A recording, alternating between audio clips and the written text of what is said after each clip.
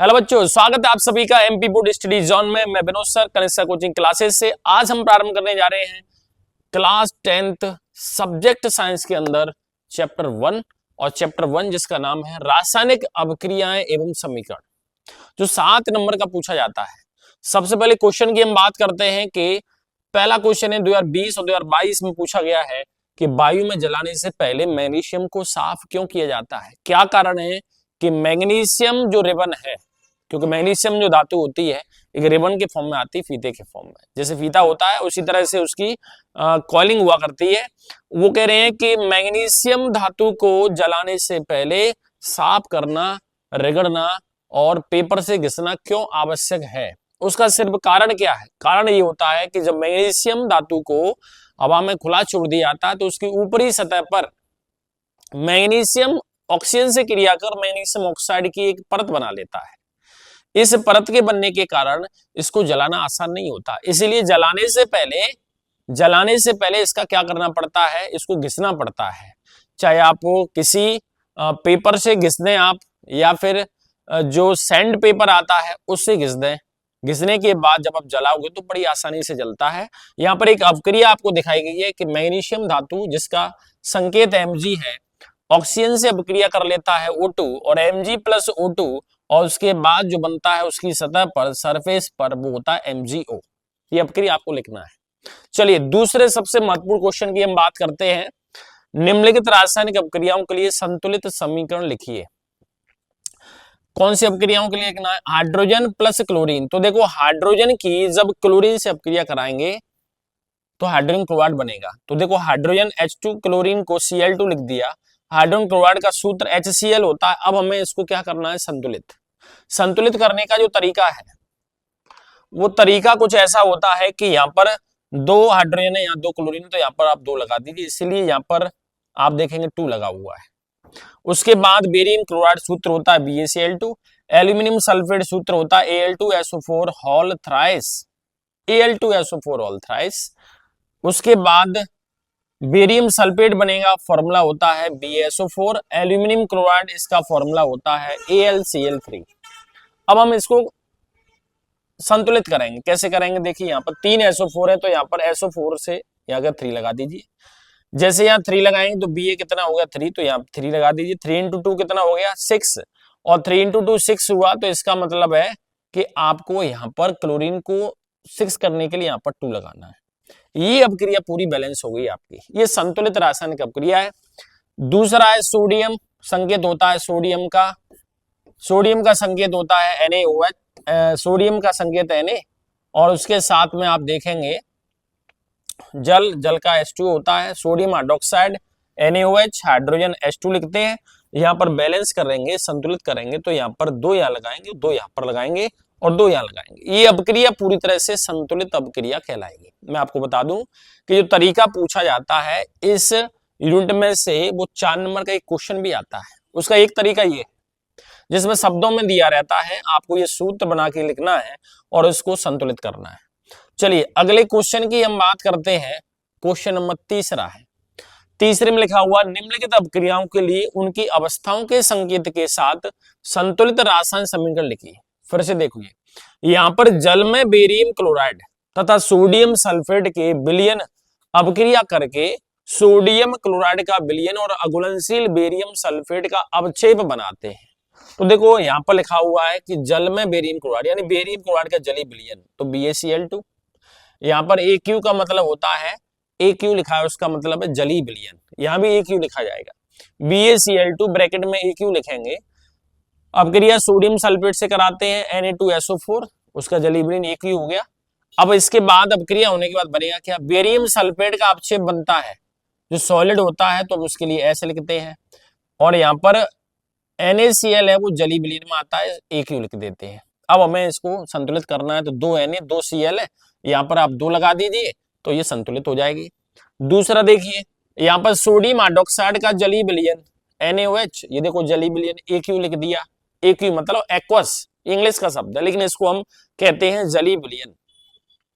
Sodium hydroxide NaOH plus HCl, अभिक्रिया करने के बाद बनेगा Na का Cl के साथ में NaCl, और H और OH मिलके क्या बनाएंगे, H2O। ये लिक्विड होता है तो L लिख दिया, ये जली विलयन में है तो AQ लिख दिया, HCl जली विलयन में तो AQ लिख दिया, NaOH का जली विलयन है तो AQ लिख दिया। इस तरह से क्वेश्चन आता है। चलिए अगले क्वेश्चन की हम बात करते हैं, क्वेश्चन नंबर 4।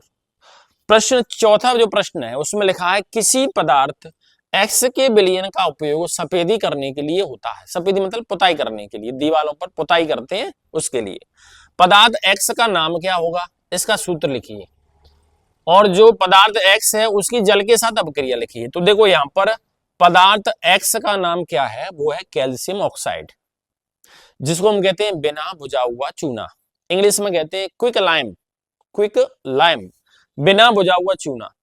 पदार्थ X का रासायनिक सूत्र, तो देखो कैल्शियम ऑक्साइड इसका रासायनिक नाम है, सूत्र होता है CaO। अब वो कह रहे हैं कि इसकी पानी के साथ में घुलने के बाद इसकी अपक्रिया बताना है। तो देखो अपक्रिया की बात करें तो कैसे, CaO plus H2O, calcium oxide यानी कलई को, जो बाजार से कलई आती है, उस बाजार से कलई लाने के बाद उसको पानी में घोल दीजिए। जैसे आप घोलते हैं तो उसमें से धीमे धीमे आप देखेंगे पूरा पानी गर्म हो जाता है और उबलने लगता है। इससे सिद्ध होता है कि कैल्शियम ऑक्साइड को पानी में जब घोला जाता है, यानी कलई चूना को पानी में घोलने की अपक्रिया है, वो एक ऊष्माक्षेपी अपक्रिया है। बहुत बढ़िया क्वेश्चन है। देखो यह लिखा हुआ बुझा हुआ चूना बन गया CaOH ऑल ट्वाइस प्लस ऊष्मा, इसका मतलब ये ऊष्माक्षेपी अपक्रिया है। चलिए अगले क्वेश्चन की बात करते हैं। जब लोहे की कील को कॉपर सल्फेट के विलयन में डुबोया जाता है, 2024 और 25 में पूछा हुआ क्वेश्चन है, बहुत अच्छा क्वेश्चन है। जब लोहे की कील को कॉपर सल्फेट के जली विलयन में डुबोया जाता है तब विलयन का रंग क्यों बदल जाता है। तो इसके ऑब्जेक्टिव भी है, साथ में ऑब्जेक्टिव भी करते जाइए। बहुत बढ़िया क्वेश्चन है। कॉपर सल्फेट का जली विलयन जिसका रंग नीला होता है, कॉपर सल्फेट के जली विलयन का रंग कैसा होता है, नीला। तो कॉपर सल्फेट का जली विलयन इसका रंग नीला होता है। इसमें लोहे धातु को यानी Fe को, आयरन को जब लोहे की कील या लोहे धातु के टुकड़ों को डाल दिया जाता है, तो हमने आयरन को डाल दिया, तब इसका रंग नीले से कैसा हो जाता है, हल्का हरा हो जाता है या हरा हो जाता है। अब आप देखेंगे ऐसा क्यों, क्योंकि कॉपर सल्फेट में कॉपर धातु है उसकी सक्रियता कम है, लोहे धातु की सक्रियता ज्यादा है, इसीलिए लोहा धातु इस कॉपर धातु को इसके विलयन से विस्थापित कर देता है और उसके बाद में फेरस सल्फेट बना लेता है और कॉपर धातु अलग हो जाती है। ये कॉपर धातु लोहे की जो छीलन आपने डाली है या फिर लोहे की कील जो आपने डुबोई है उनकी सतह पर चिपक जाती है और वो सतह लाल भूरी हो जाती है।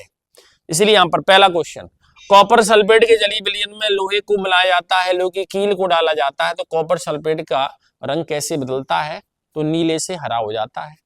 दूसरा, जो कील होती है या लोहा होता है उसका रंग कैसा हो जाता है, लाल भूरा होता है। किसके कारण होता है, क्योंकि उस पर कॉपर धातु की परत बन जाती है। ये क्वेश्चन है इसमें। ये आपको बता दें कि ये एकल विस्थापन अपक्रिया का उदाहरण भी है, इसलिए अच्छा क्वेश्चन है। चलिए बात करते हैं प्रश्न नंबर 6 की। निम्न कथनों को रासायनिक समीकरण के रूप में परिवर्तित कर उन्हें संतुलित कीजिए। तो पहले तो ये कथन दिया हुआ है, बहुत अच्छे क्वेश्चन है, 4 नंबर में पूछे जाते हैं। बहुत ही सिलेक्टेड क्वेश्चन लेके आया हूं मैं आपके लिए और इनमें से ही क्वेश्चन आपके एग्जाम में पूछे जाएंगे, बिल्कुल श्योर है। तैयारी करते रहिए, मेरे साथ जुड़े रहिए। नाइट्रोजन हाइड्रोजन गैस से संयोग करके अमोनिया बनाता है। तो देखो nitrogen N2, hydrogen H2, ammonia gas का सूत्र NH3, ये हमने लिख लिया। अब उसको हम करेंगे संतुलित। तो संतुलित कैसे करेंगे, देखो यहाँ पर 3 हाइड्रोजन है तो यहाँ पर हाइड्रोजन से पहले 3 लगा दीजिए। जैसे 3 लगाएंगे, 3 और 2, 3 into 2 कितना हो गया, 6। अब हमें हाइड्रोजन 6 करना है तो यहाँ 2 लगा दीजिए, क्योंकि यहाँ नाइट्रोजन 2 है तो यहाँ नाइट्रोजन 2 हो गई। यहाँ पर 2 into 3 कितना हो गया, 6, तो 3 into 2 कितना हो गया, 6। ये संतुलित अपक्रिया है। दूसरा देखिए, हाइड्रोजन सल्फाइड गैस का वायु में दहन होने पर जल एवं सल्फर डाइऑक्साइड गैस बनता है। तो हाइड्रोजन सल्फाइड H2S, वायु मतलब ऑक्सीजन गैस की उपस्थिति में दहन करेंगे O2, SO2 बनता है और H2। यहाँ पर आप संतुलित करेंगे तो उसके लिए आपको यहाँ पर 2 लगाना है, यहाँ पर 3 लगाना है। जैसे यहाँ 2 लगाएंगे तो 2 into 2 कितना हो गया, 4, और जैसे ही 4 होगा तो इसका मतलब ये हुआ कि यहाँ पर आप देखेंगे तो यहाँ भी 2 into कितना हो गया, 4। यहाँ देखिए 3 into 2 कितना है, 6, 2 into 2 4 और 2 ऑक्सीजन ये है तो कितना हो गया, 6 हो गया। ये संतुलित हो गई। एल्यूमिनियम सल्फेट के साथ, तो एल्यूमिनियम सल्फेट का सूत्र देखिए Al2SO4 whole thrice. Barium chloride की अपक्रिया कराते हैं BaCl2, एल्यूमिनियम क्लोराइड बनता है, ये देखो AlCl3। बेरियम सल्फेट का अपक्षेप बनता है BaSO4, ये नीचे की तरफ एरो है, जब तीर का निशान नीचे की तरफ होता है तो वो अवक्षेप को बताता है। यही तीर का निशान जब ऊपर की तरफ होता है तो ये बताता है गैस को। तो हम यहाँ पर BaSO4 पानी में घुलता नहीं है, नीचे बैठ जाता है, इसी तीर का निशान नीचे है। 3 SO4 है तो 3 यहाँ लगा दिया, 2 Al है तो 2 यहाँ लगा दिया, बैलेंस हो गई। अब देखिए पोटेशियम धातु जल के साथ अपक्रिया करके पोटेशियम हाइड्रोक्साइड एवं हाइड्रोजन गैस देती है। पोटेशियम धातु K हो गई, जल के साथ अपक्रिया मतलब H2 हो गया, KOH पोटेशियम हाइड्रोक्साइड का सूत्र हो गया, और साथ में क्या बन गई हाइड्रोजन गैस, इसको H2 लिख दिया, इसको हमने संतुलित कर दिया, 2 यहाँ लगा दिया, 2 यहाँ लगा दिया और 2 यहाँ लगा दिया, ये संतुलित हो गई। अगला हम बात करते हैं प्रश्न नंबर 7 की। केवल करना क्या है कि आपको अपक्रिया दी है, देखो पिछली बार आया, पिछला जो पेपर हुआ 2025 में पूछी है अपक्रिया है, इसीलिए तो मैं आपको बता रहा हूं कि इस चैप्टर में से 4 नंबर का क्वेश्चन आता है, बहुत ही आसान आता है। अपक्रिया दी होगी, संतुलित करना है, आपको एक कथन दिया होगा, अपक्रिया बनानी और संतुलित करनी है, या फिर अपक्रिया दी रहती है, केवल प्रकार बताना होता है कि एकल विस्थापन है, द्विविस्थापन है, संयोजन है, वियोजन है, ऊष्माक्षेपी है, ऊष्माशोषी है, अवक्षेपण अपक्रिया है, उदासीनीकरण अपक्रिया है, कौन सी अपक्रिया है। चलिए हम बात करते हैं सबसे बढ़िया क्वेश्चन जो पूछा गया पिछले साल 2025 में, HNO3। देखो यहाँ पर ये अपक्रिया दी है, केवल संतुलित करना है, कितना आसान है। देखो यहाँ पर NO3 2 दिए, तो NO3 को 2 करने के लिए देखो यहाँ पर 2 लगा दिए, ये NO3 2 है तो यहाँ पर 2 लगा दिए। अब आप देखिए यहाँ पर 2 लगाएंगे तो 2 into 3 कितना हो गया 6 ऑक्सीजन, और 2 ऑक्सीजन 8 हो गई, तो 3 into 2 कितना हो गया 6, तो इसका मतलब यहाँ पर 2 लगाएंगे, ये संतुलित हो गई अपक्रिया। दूसरा देखो NaOH और H2SO4, अपक्रिया करने के बाद Na2SO4 और H2 बन रहा है, तो देखो Na कितनी है 2, तो यहाँ पर Na से पहले 2 लगा दें। अब जैसे ही आपने 2 लगाया तो यहाँ पर देखो 2 ऑक्सीजन ये है, 4 ये है, 6 ऑक्सीजन, 4 ये है, 2 यहाँ लगा दो, 4 और 2 कितनी होगी 6 ऑक्सीजन, ये संतुलित हो गई। NaCl और AgNO3, AgCl NaNO3 ये पहले से ही संतुलित है, जो अपक्रिया पहले से संतुलित है उसको लिखेंगे कैसे, वैसा का वैसे ही लिख दो और सामने लिख दो पहले से ही संतुलित अपक्रिया है। अगला देखो BaCl2SO4, BaSO4 2 Cl है और 2 H है, तो यहाँ पर 2 लगा दो, ये संतुलित अपक्रिया हो गई, ये बेहतरीन संतुलित अपक्रिया है। चलिए अगला क्वेश्चन है प्रश्न नंबर 8, निम्नलिखित अपक्रियाओं के लिए संतुलित रासायनिक समीकरण लिखिए, प्रत्येक अपक्रिया का प्रकार भी बताइए, संतुलित भी करना है, प्रकार भी बताना है। पहला potassium bromide plus barium iodide, potassium bromide KBr, barium iodide BaI2, अपक्रिया से पोटेशियम आयोडाइड Ki बन गया, बेरियम ब्रोमाइड BaBr2 बन गया। अब देखो यहाँ पर 2 आयोडीन है तो यहाँ पर 2 लगा दो, यहाँ पर आप देखेंगे 2 पोटेशियम है हो गए, यहाँ 2 पोटेशियम हो गए तो यहाँ 2 लगा दो, ये संतुलित हो गई। अब आप देखो 2 लवण आपको दिए हो, उनमें आयनों का आदान प्रदान हो रहा हो, तो कौन सी अपक्रिया होती है, द्विविस्थापन अपक्रिया, तो ये द्विविस्थापन अपक्रिया हो गई। आपको दिया zinc carbonate ZnCO3, ZnO plus CO2 यानी जिंक ऑक्साइड और कार्बन डाइऑक्साइड गैस बन गई, तो इसका मतलब ये देखिए एक अणु से 2 बन गए, ये संतुलित अपक्रिया है, संतुलित नहीं करना है। किस टाइप के प्रकार की अपक्रिया, 1 से 2 बन जाए, 1 से 2 बन जाए तो समझ जाइए ये अपक्रिया कौन सी है, 1 से 2 बन जाए तो अपक्रिया कौन सी, 1 से 2 बन जाएंगे तो अपक्रिया कहलाती है, 1 से 2 बन गए, 3 बन गए, 4 बन गए, वियोजन अपक्रिया, टूट रहा है, वियोजन अपक्रिया हो गई। हाइड्रोजन क्लोरीन के साथ में H2 और Cl2 क्या बनाएगा HCl, कौन सी अपक्रिया है, 2 मिलकर 1 बनाते हैं, संयोजन अपक्रिया है। मैग्नीशियम हाइड्रोजन क्लोरिक अम्ल, मैग्नीशियम हाइड्रोक्लोरिक अम्ल से क्रिया करती है, MgCl2 और हाइड्रोजन गैस बनती है। देखिए यहाँ पर मैग्नीशियम ने इस हाइड्रोजन को हटा दिया, खुद आ गया, तो इसका मतलब ये विस्थापन अपक्रिया है। कौन सी अपक्रिया है, विस्थापन। बहुत अच्छा क्वेश्चन है, 4 नंबर में आने लायक क्वेश्चन है, वेरी वेरी इंपोर्टेंट क्वेश्चन मैं आपको करा रहा हूं, इसी तरह मेरे साथ जुड़े रहिए। और यहां पर आप देखिए अगले क्वेश्चन को, ऊष्माक्षेपी और ऊष्माशोषी अपक्रिया क्या होती है, उदाहरण सहित आपको समझाना है। ऊष्माक्षेपी अपक्रिया वे होती है, वे अपक्रिया जिनके पूर्ण होने के दौरान या उत्पाद बनने के दौरान ऊष्मा निकलती है, ऊष्मा उत्सर्जित होती है, ऊष्माक्षेपी अपक्रिया कहलाती है। जैसे श्वसन एक ऊष्माक्षेपी अपक्रिया है। अधिकांशतः संयोजन अपक्रिया होती है वो भी ऊष्माक्षेपी अपक्रिया होती है। दूसरी बात, ऊष्माशोषी अपक्रिया क्या है? वे अपक्रिया जिनके पूर्ण होने के दौरान ऊष्मा अवशोषित होती है, उत्पाद बनने के दौरान ऊष्मा ली जाती है, ऊष्मा शोषी अपक्रिया कहलाती है। जैसे प्रकाश संश्लेषण अपक्रिया ऊष्मा शोषी अपक्रिया है। वियोजन अपक्रिया, अधिकांशतः वियोजन अपक्रिया 99% वियोजन अपक्रिया भी एक कैसी अपक्रिया होती है? ऊष्मा शोषी अपक्रिया होती है। तो देखो यहां पर श्वसन अपक्रिया का एक सूत्र लिखा हुआ है रासायनिक समीकरण के साथ में, C6H12O6 plus 6O2 6CO2 plus 6H2। देखो ऊष्मा उत्सर्जित हो रही है। यहां पर ऊष्मा शोषी अपक्रिया में एक ये लिखा हुआ है CaCO3 कैल्शियम कार्बोनेट, जब टूटता है ऊष्मा को अवशोषित करके तो CaO प्लस CO2 बनता है। आप इसके अंदर आपने जो याद की हो प्रकाश संश्लेषण अपक्रिया का समीकरण भी लिख सकते हो। अब देखो यहां पर अगले क्वेश्चन की बात करें कि क्वेश्चन नंबर 10 में क्या लिखा हुआ है। तो देखो क्वेश्चन नंबर 10 है, उसमें सिर्फ इतना लिखा हुआ है कि श्वसन को ऊष्माक्षेपी अपक्रिया क्यों कहा गया, वर्णन कीजिए। क्या कारण है? श्वसन वह अपक्रिया होती है जिसमें भोज्य पदार्थ यानी ग्लूकोज है ऑक्सीजन गैस की उपस्थिति में टूटता है, CO2 गैस और वाटर बनाता है, पानी बनाता है, साथ में ऊष्मा निक्षेपित होती है, ऊष्मा उत्सर्जित होती है, इसीलिए श्वसन अपक्रिया को ऊष्माक्षेपी अपक्रिया कहते हैं। ये उसका समीकरण लिखा हुआ है। अवक्षेपण अपक्रिया से आप क्या समझते हैं, उदाहरण देकर समझाइए। अवक्षेपण अपक्रिया का मतलब है कि जब दो क्रियाकारक आपस में क्रिया करके उत्पाद बनाते हैं, उन उत्पादों में से कोई एक उत्पाद पानी में अघुलनशील होता है और अवक्षेप के रूप में नीचे बैठ जाता है, इस अपक्रिया को अवक्षेपण अपक्रिया कहते हैं। अवक्षेपण अपक्रिया भी द्विविस्थापन अपक्रिया का उदाहरण होती है। याद रखिए, अवक्षेपण अपक्रिया भी द्विविस्थापन अपक्रिया का उदाहरण है।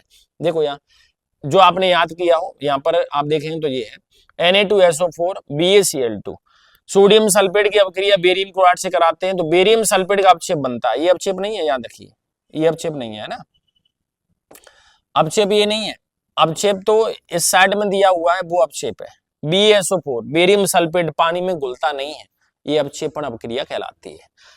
अंतिम क्वेश्चन की ओर जा रहे हैं। तेल एवं वसा युक्त खाद्य पदार्थों को नाइट्रोजन से प्रभावित किया गया अथवा आलू के चिप्स की थैली को नाइट्रोजन गैस से क्यों भरते हैं, समझाइए। क्या कारण है? आलू चिप्स की थैली होती है, उसमें नाइट्रोजन गैस पास करते हैं।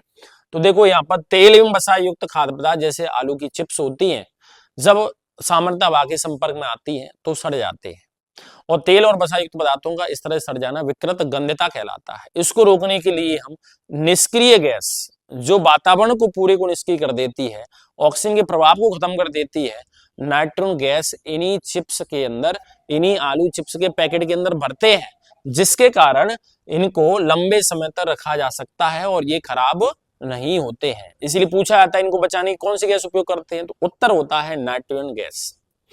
अब देखो नाइट्रोजन गैस की हम बात करें तो उसके बाद एक बेहतरीन क्वेश्चन आता है, वो ये है प्रश्न नंबर 13 पर, सबसे अंतिम और सबसे दमदार क्वेश्चन, जिसके आने की पॉसिबिलिटी है 99% है। चलिए हम बात करते हैं कि उदाहरण सहित आपको समझाना है कि संचारण क्या है, विकृत गंध्यता क्या है, या विकृत गंध्यता होती है उसको आखिर कैसे रोका जाए। तो देखो संचारण का मतलब होता है जब किसी धातु को हवा में खुला छोड़ते हैं तो हवा में उपस्थित नमी, अम्ल और CO2 गैस की उपस्थिति में उस पर एक लाल भूरी परत चढ़ जाती है, और इस भूरी परत को ही हम जंग कहते हैं। जंग का रासायनिक सूत्र Fe2O3.XH2 होता है, लेकिन इसका रासायनिक नाम आयरन थर्ड ऑक्साइड मतलब हाइड्रेटेड आयरन थर्ड ऑक्साइड होता है। हाइड्रेटेड मतलब पानी। Fe2O3.XH2 में H2O लिखा है, उसके लिए क्या लिख रहे हैं, हाइड्रेटेड आयरन थर्ड ऑक्साइड अथवा हाइड्रेटेड फेरिक ऑक्साइड इसका रासायनिक नाम होता है। अब इसको बचाने के लिए देखो क्या करते हैं कि उदाहरण देखें तो क्या है, लोहे में जंग लगना संचारण का उदाहरण है।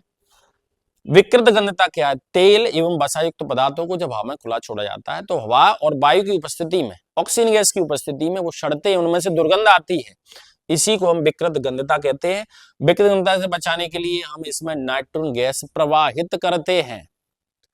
उदाहरण जैसे वसा तेल पदार्थ जैसे नमकीन है, चिप्स है, उनको लंबे समय तक रखना है तो उसमें नाइट्रोजन गैस प्रवाहित करेंगे, क्योंकि वो ऑक्सीजन गैस की उपस्थिति में सड़ जाते हैं, बदबू आती है, और बड़ी बुरी बात यह है कि फिर भी आप बिना देखे इसको खा जाते हैं। ऐसा ना करें, ये आपके लिए स्वास्थ्य के लिए हानिकारक है। आज के लेक्चर में बस इतना ही पढ़ते हैं, मिलते हैं एक नए लेक्चर और नए जोश के साथ में। तब तक के लिए गुड बाय, टेक केयर।